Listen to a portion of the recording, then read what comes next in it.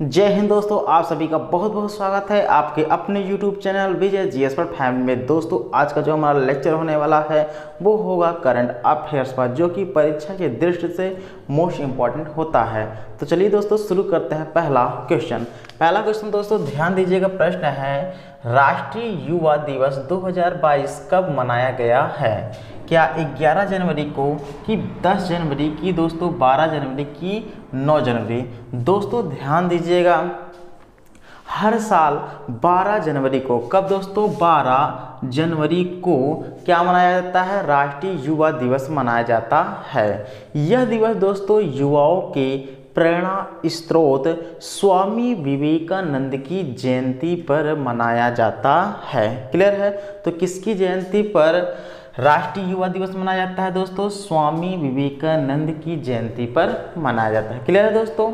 इस बार का जो थीम है यानी विषय, क्लियर है, वो था विकसित युवा विकसित भारत। तो थीम याद रखना दोस्तों, क्या है? विकसित युवा और विकसित भारत। क्लियर है? हालांकि दोस्तों राष्ट्रीय युवा दिवस मनाने का जो ऐलान किया गया था ये 1984 में किया गया था, लेकिन दोस्तों इसे प्रारंभ कब किया गया? 1985 को। क्लियर है? यानी कहने का तात्पर्य भारत में युवा दिवस मनाने की शुरुआत 1985 से हो गई। क्लियर है दोस्तों? अंतर्राष्ट्रीय युवा दिवस अगर पूछता है कि अंतर्राष्ट्रीय युवा दिवस कब मनाया जाता है, तो 12 अगस्त को मनाया जाता है। कब मनाया जाता है दोस्तों? 12 अगस्त को। कब? अंतर्राष्ट्रीय युवा दिवस यानी विश्व युवा दिवस अगर पूछता है तो 12 अगस्त को आंसर देना है। क्लियर है?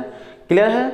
और दोस्तों अगर प्रश्न स्वामी विवेकानंद जी पर प्रश्न अगर ऐसा आता है कि स्वामी विवेकानंद जी का जन्म कब हुआ था, तो 2 जनवरी 1963 को हुआ था। क्लियर है?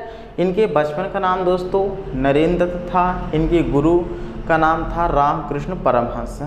विवेकानंद ने दोस्तों रामकृष्ण मिशन की स्थापना की थी। क्लियर है? ये पॉइंट भी जानते रहिए। आइए दोस्तों क्वेश्चन नंबर और भी जानते हैं। क्वेश्चन नंबर 2 को छोड़ के देखिए, क्वेश्चन नंबर 11 जनवरी को क्या मनाया जाता है ये भी जान लेते हैं। तो दोस्तों 11 जनवरी को मनाया जाता है राष्ट्रीय मानव तस्करी जागरूकता दिवस। राष्ट्रीय मानव तस्करी जागरूकता दिवस 11 जनवरी को मनाया जाता है। 10 जनवरी को जानते हैं दोस्तों विश्व हिंदी दिवस, और 9 जनवरी को जानते हैं प्रवासी भारतीय दिवस। क्लियर है? और 12 जनवरी को राष्ट्रीय युवा दिवस। क्वेश्चन नंबर 2 की तरफ चलते हैं। हेनले पासपोर्ट इंडेक्स 2023 में भारत की रैंक क्या है? दोस्तों ये सबसे पावरफुल पासपोर्ट को जारी करता है। क्लियर है? इस बार जो हेनले पासपोर्ट इंडेक्स 2023 में भारत की रैंक है वो है दोस्तों 85वां, यानी भारत का कौन सा स्थान है? 85वां। और सबसे पावरफुल अगर पासपोर्ट की बात करते हैं तो वो है जापान। तो ऑप्शन डी बिल्कुल सत्य है। क्वेश्चन नंबर 3 की बात करते हैं। भारत और किस देश के बीच वीर गार्जियन, मोस्ट इंपॉर्टेंट पॉइंट है, वीर गार्जियन 2023 वायुसेना अभ्यास शुरू हुआ है?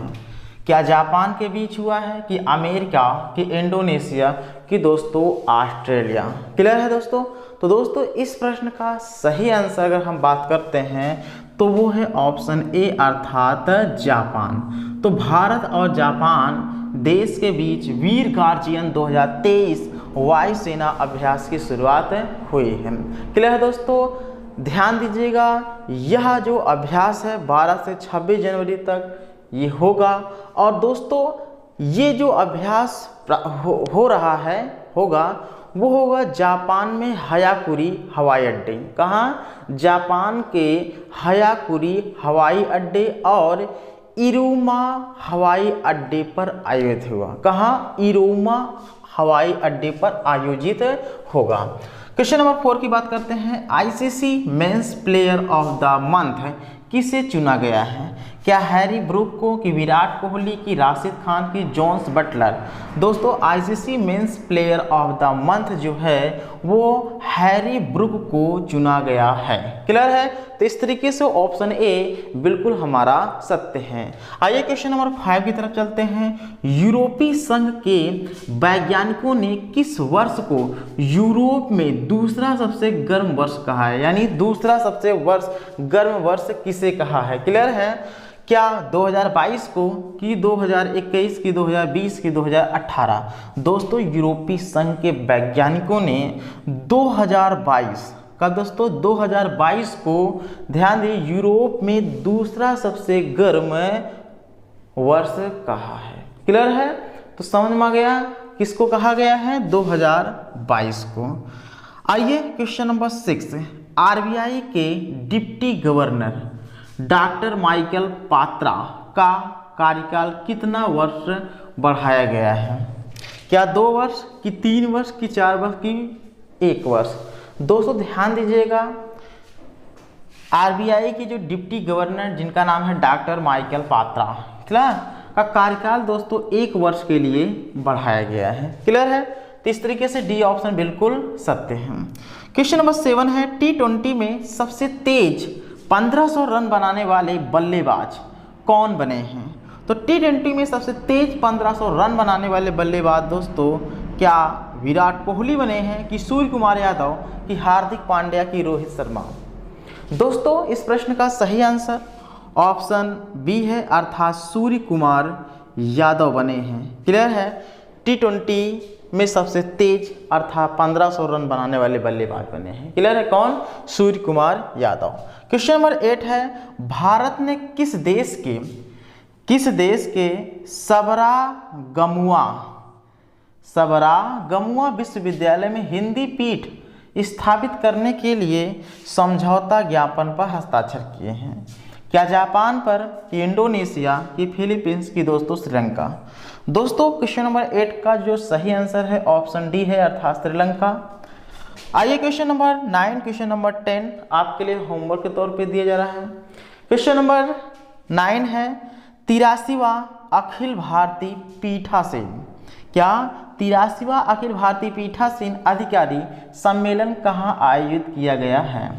ऑप्शन है क्या जयपुर में, कि चेन्नई, की आगरा, की पटना? इस प्रश्न का आंसर कमेंट बॉक्स में दे दीजिएगा। क्वेश्चन नंबर 10 है, अनजान साक्षी किसकी आत्मकथा है? अनजान साक्षी किसकी आत्मकथा है जिसको हाल ही में लॉन्च किया गया है? क्या के अब्दुल गफ्फार खां, की विक्रम संपत, की पवन सिंह लाल, की इनमें से कोई नहीं? तो इन दोनों प्रश्नों का आंसर दोस्तों कमेंट बॉक्स में दीजिए। आपके इन दोनों प्रश्नों का इंतजार हमें बेसब्री से होगा। तो दोस्तों वीडियो कैसे लगी, वीडियो को जरूर आप कमेंट बॉक्स में लिख दीजिए, और वीडियो में जो हमने प्रश्न दिया है वो जरूर से जरूर कर दीजिएगा। तो चलिए दोस्तों, कल फिर मिलते हैं नए लेक्चर के साथ। आज के लिए बस इतना ही। जय हिंद, जय भारत।